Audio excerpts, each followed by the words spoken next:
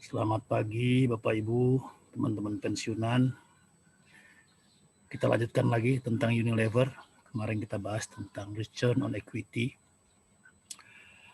Ternyata besar ya, 145% dalam setahun. Jadi labanya 145% dari modalnya. Dahsyat, dahsyat. Lalu kalau kita beli saham itu, apakah kita dapat itu?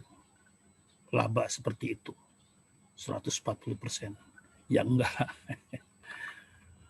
Karena yang berhak atas laba 145% setahun itu adalah yang beli sahamnya pada nilai buku. Jadi harga nilai buku, kapan itu ya? Dulu-dulu. Sekarang mana ada lagi.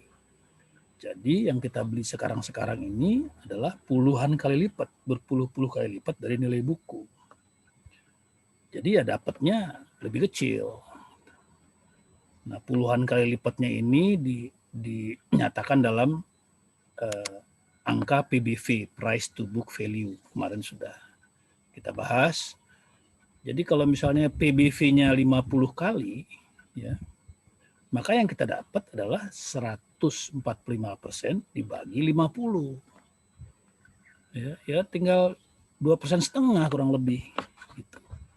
Jadi kita perlu lihat ROE-nya dan PBV-nya. Yang kita dapat ya ROE dibagi PBV. Kurang lebih begitu. Nah,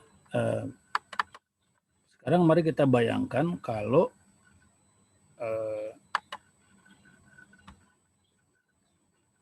seluruh saham, seluruh laba yang 145% tadi ya, seluruh laba perusahaan itu yang besar itu, semua dibagikan menjadi dividen. Ya, dividen. Maka kita dapat sejumlah laba tadi sebagian. Ya. Nah, yang kita dapat itu disebut sebagai earning. Ya, kita dapat earning atau laba, ya, per saham yang kita miliki dapat. Nah, laba per saham ini disebut EPS, earning per share. Nah, itu di sini kita lihat ini ada angka EPS-nya, earning per share. Jadi contohnya kalau kita beli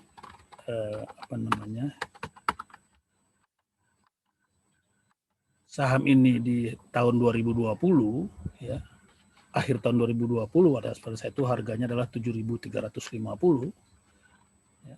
Maka pada akhir tahun 2021 sudah ada perkiraan ini. Sudah ada perkiraan bahwa earning yang akan didapatkan per saham adalah Rp178 ada di sini. Ini EPS-nya, ini adalah perkiraan 2021. Itulah yang kita dapat, Rp178, sementara belinya 7.350. Ya, kira-kira 2% lebih sedikit lah. Ya, jadi kecil. Nah, sekarang mari kita bayangkan kalau pada akhir tahun itu ya, setelah 2021 seluruh laba itu dibagikan kepada pemegang saham termasuk kita. Maka kita dapat nih, setiap saham kita dapat Rp178. Tapi karena semua saham sudah dibagikan, semua laba sudah dibagikan, ya, maka nilai buku perusahaan nggak naik lagi dong.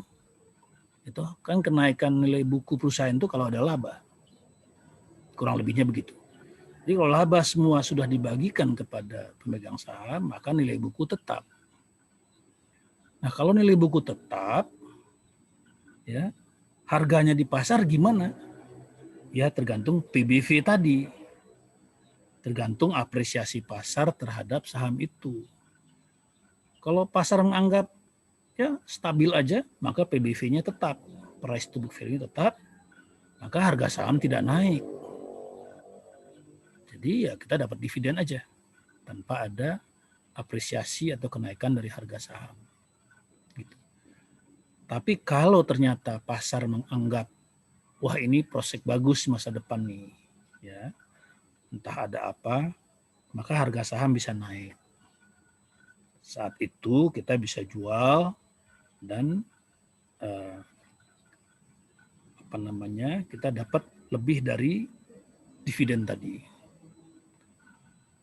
Tapi pada saat untuk Unilever ini, karena barangnya memang sudah mahal, ya, itu nggak gampang dapat kesempatan itu.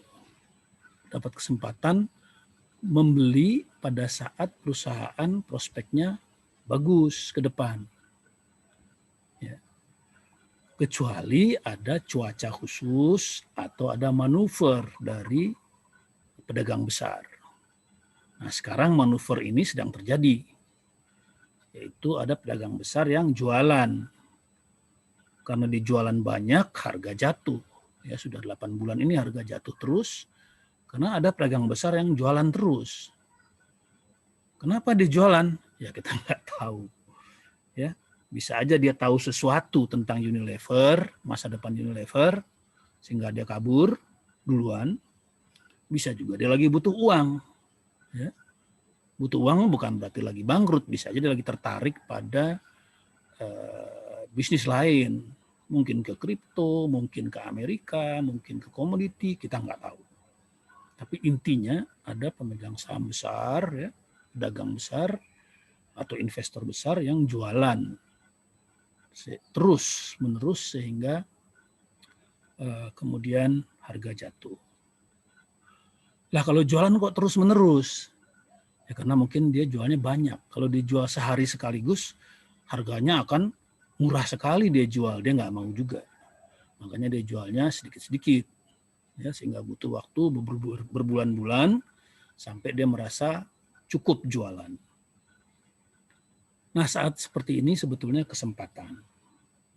Kesempatan kalau kita percaya bahwa nanti harganya akan pulih kembali. Ya. Dalam kasus sekarang ini nanti kita bahas di tayangan berikutnya, kalau sekarang kelamaan. Saya mau pendek-pendek aja videonya. Kemudian kesempatan lain adalah kalau cuaca buruk. Cuaca buruk terjadi kemarin waktu tahun lalu. Ya, waktu pandemi COVID dimulai, orang panik semua. Pada saat panik itu orang jual-jual barang, maka harga menjadi jatuh. Ya, kita lihat di grafik tahun lalu misalnya, Unilever itu jatuh sampai ke harga, maaf ya saya nggak siapkan ini, jadi saya harus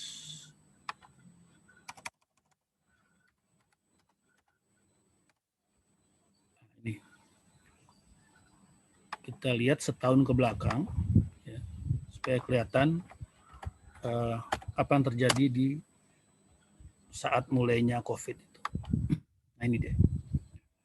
Ini kita lihat bahwa pada bulan Maret itu panik, ya, lalu harga jatuh. Tapi naik lagi dengan segera. Saya kagum betul waktu itu bulan Mei sudah naik tinggi kembali 8.000 lebih, ya, dan stabil. Jadi ada orang-orang yang memanfaatkan kepanikan itu untuk membeli saham ini sehingga harganya naik. Ini dia jumlahnya. Nah, kemudian barangkali ini barangkali orang-orang inilah yang beli murah, inilah yang sekarang jualan. Barangkali ini ya. Jualan dicicil-cicil, ya, supaya dapat harga yang bagus, ya. Dan akhirnya harga jatuh. Ini cuma barangkali, bisa juga bukan. Tapi intinya memang sekarang ini ada investor besar atau pedagang besar yang keluar dari Unilever. Apakah mereka pihak asing atau pihak lokal? Saya udah periksa yang asingnya, ternyata asing masuk, ya. Nanti saya kasih lihat pada video berikutnya. Tapi intinya adalah sepertinya asing tidak meninggalkan Unilever, gitu. Sementara harga Unilever sekarang sudah lebih rendah daripada waktu COVID, ya. Ya pernah sampai ke sini sih, tapi sebentar, ya, sebentar. Ini bentuk ini panjang, jadi sudah murah.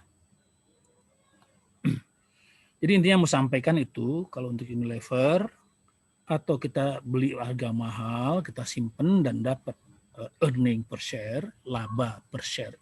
Ya, earning per share itu artinya laba per saham. Atau kita cari momen di mana belinya bisa murah dan jual pada saat harga naik. Gitu. Itu sebabnya saya jarang sekali beli Unilever ini ya. Bahkan sampai sekarang saya nggak punya ini. Ya, karena saya pikir kapan ya ini murahnya gitu. Tapi sekarang murah. Ya, nanti kita bahas ini peluangnya. Demikian inti dari tayangan kali ini. Saya hanya ingin memperkenalkan konsep return on equity dan earning per share. Bedanya apa? ROE dengan EPS. Ini sekali lagi ini buat teman-teman saya yang belum akrab dengan dunia bisnis dan dunia saham atau dunia keuangan. Ya, bagi yang sudah biasa ini tentu hal yang ya lumrah saja ya. Gitu. Baik teman-teman, mudah-mudahan manfaat. Ya, saya tidak pernah merekomendasikan apa-apa. Sehat selalu, salam dari saya.